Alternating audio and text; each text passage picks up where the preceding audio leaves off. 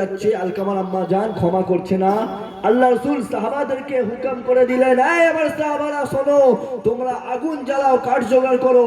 আগুন জ্বালাও, কাঠ জোগাড় করা হলো। আর আলকামাকে কাঠে আগুন লাগানো হলো। আর আলকামার আম্মা জানের সামনে বলছে, দেখো তুমি যদি আলকামাকে না ক্ষমা করো তো আমি এই আগুনের মধ্যে আলকামাকে জ্বালিয়ে দেবো।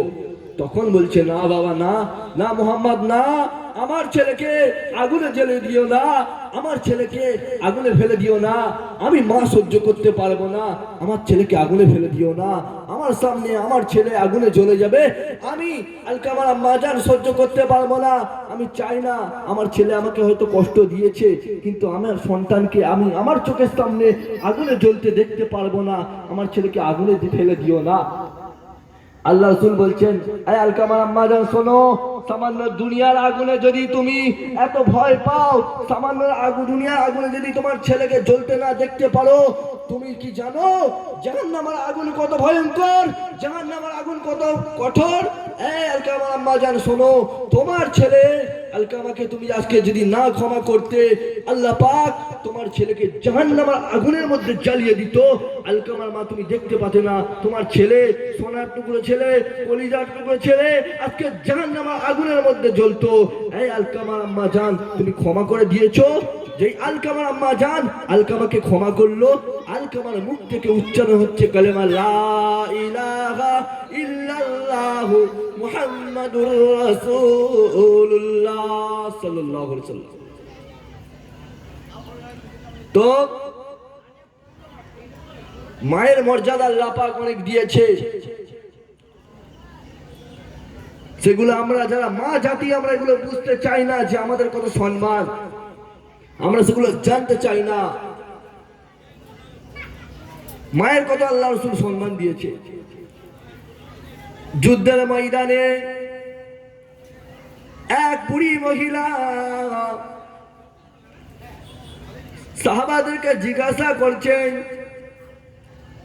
ও সাহাবায়ে কেরামেরা, বলো তো দেখি আমার রাসূল যুদ্ধের ময়দানে কেমন অবস্থায় আছে? সাহাবায়ে কেরামরা খবর দিচ্ছে, ও বুড়িমা শোনো শোনো গো, ও বুড়িমা শোনো শোনো, আপনার সন্তান, আপনার ছেলে যুদ্ধের ময়দানে শহীদ হয়ে গিয়েছে। বুড়ি মহিলাটি বলে,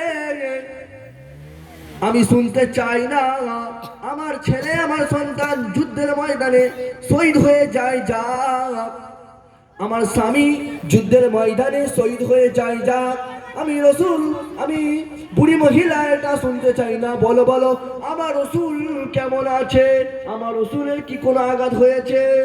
আমি বুড়ি মহিলা সব থেকে বেশি, জানের থেকে বেশি আমার নবী মুহাম্মদকে ভালোবাসি। একবার বলি সুবহানাল্লাহ, সুবহানাল্লাহ। কি বুঝলেন? সব থেকে বেশি নবীকে ভালোবাসতে হবে, সব থেকে বেশি রাসূলকে মুহাব্বত করতে হবে। রাসূল ছাড়া, নবী ছাড়া জান্নাতে যেতে পারবে না, এটা একটা সাবজেক্ট। তেমনি ভাবে মাকেও ভালোবাসতে হবে, মাকেও মহব্বত করতে হবে। মায়ের মর্যাদা আলাদা, আল্লাহ রাসূল আল্লাহ দিয়েছে, আর রাসূলের মর্যাদা আল্লাহ দিয়েছে আলাদা। তবে হ্যাঁ, মা তোমার মায়ের মতো হতে হবে, তবে তোমার সন্তান তোমাকে ভালোবাসবে, মহব্বত করবে।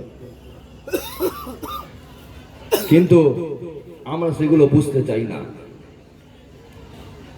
মদিনা শরীফের এক গোরস্থানে এক কবরের মধ্যে কঠিন আযাব হতে থাকে।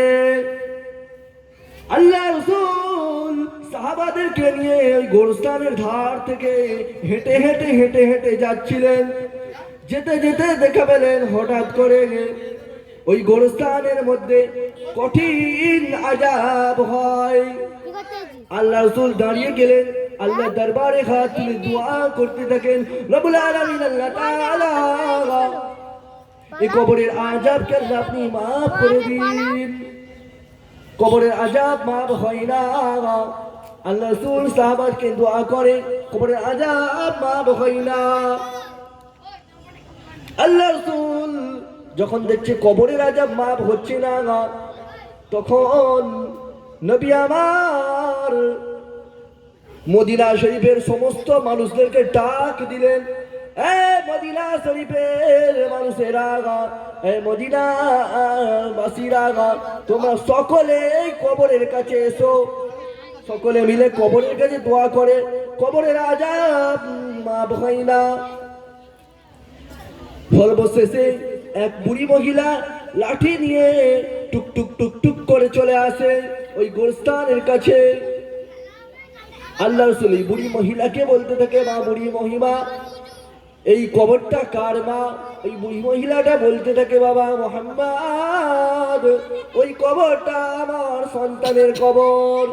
আমার সন্তান আমার অনেক কষ্ট দিয়েছিল, সেই জন্য আমি আমার সন্তানকে ক্ষমা না করেছি, আমার সন্তানের কবরে আযাব হতে থাকে। আল্লাহ রাসূল এই বুড়ি মহিলাকে বলেছিলেন, মা তোমার সন্তানকে তুমি ক্ষমা করে দাও। বুড়ি মহিলাটা ক্ষমা করতে চায় না, ক্ষমা না করার